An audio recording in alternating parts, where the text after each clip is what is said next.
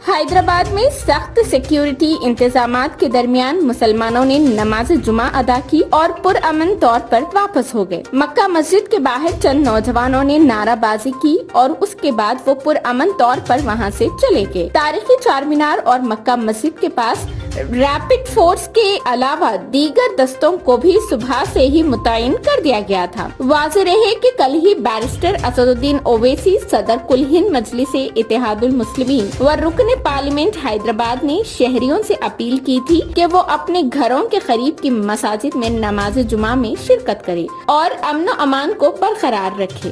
इसी तरह आज तेलंगाना की आवाम ने अपने अपने घरों के करीब मसाजिद में नमाज जुमा अदा की और मक्का मस्जिद के पास सख्त सिक्योरिटी के इंतजाम भी कर दिए गए थे। पुरअमन तरीके से लोगों ने नमाज अदा की और अपने अपने घर वापस चले गए। सबको आदाब। आज जो फ्राइडे प्रेयर्स है रेगुलर प्रेयर्स गैदरिंग है और डिप्लॉयमेंट है जो सारी नॉर्मल है। एक आ रही है कंपनी एंड जो सीआर का प्लेटून्स यूज़ कर रहे हैं।